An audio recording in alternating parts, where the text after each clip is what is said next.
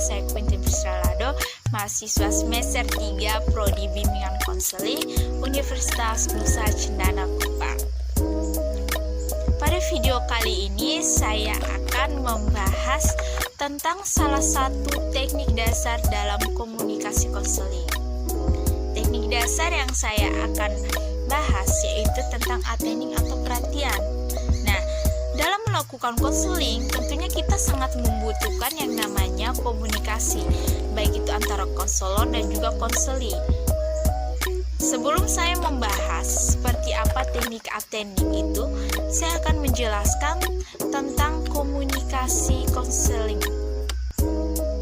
Jadi, komunikasi menurut Everett M. Rogers, komunikasi adalah proses di mana suatu ide dialihkan dari sumber kepada suatu penerima atau lebih dengan maksud untuk mengubah tingkah laku mereka. Sedangkan konseling menurut Rogers, konseling adalah serangkaian kontak atau hubungan bantuan langsung dengan individu dengan tujuan memberikan bantuan kepadanya dalam merubah sikap dan tingkah lakunya. Jadi dapat disimpulkan bahwa komunikasi konseling merupakan suatu proses konseling yang sangat diperlukan sebagai salah satu bentuk komunikasi yang interaktif antara satu pihak dengan pihak yang lain, melalui situasi untuk memperoleh suatu informasi yang diperlukan dalam pembuatan keputusan, baik secara tepat yang berlangsung dalam situasi konseling. Sehingga komunikasi itu sangat penting dalam berlangsungnya suatu konseling. Baik, selanjutnya kita akan membahas tentang teknik attending atau perhatian. Pada buku komunikasi dasar dalam konseling sebagai konselor pendidikan karya Mula Warman PhD, ia menyatakan bahwa attending adalah keterampilan atau teknik yang digunakan konselor untuk memusatkan perhatian kepada klien agar klien merasa dihargai dan terbina suasana yang kondusif sehingga klien itu merasa bebas mengekspresikan atau mengungkapkan tentang apa saja yang ada dalam pikiran, perasaan, ataupun tingkah lakunya. Keterampilan attending itu meliputi yang pertama, posisi badan, termasuk di dalam gerak isyarat dan ekspresi muka. Nah, di antaranya yaitu posisi badan yang baik dalam attending itu mencakup yang pertama itu duduk dengan badan menghadap klien. Yang kedua, tangan di atas pangkuan atau berpegang bebas atau kadang-kadang digunakan menunjukkan gerak isyarat yang sedang dikomunikasikan secara verbal.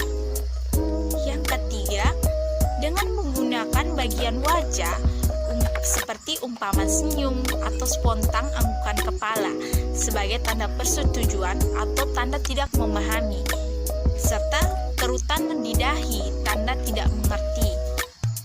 Yang keempat, tangan tegak lurus tanpa kaku dan sesekali condong ke arah klien untuk menunjukkan kebersamaan dengan klien. Yang kedua itu kontak mata. Kontak mata yang baik berlangsung dengan pihak klien pada waktu dia bicara kepada konselor dan sebaliknya.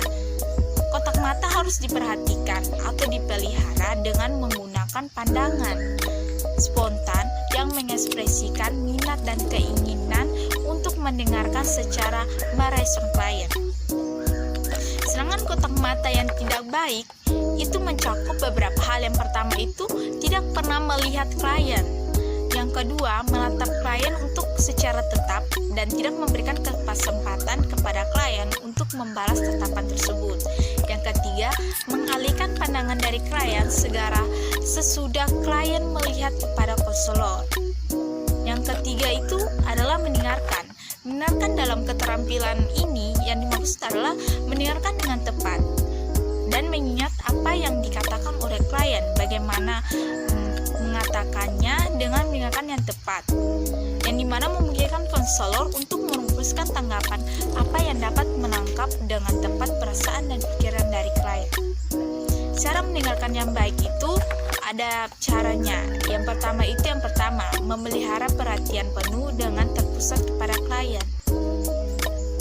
Yang kedua itu dengan mendengarkan segala sesuatu yang dikatakan oleh klien.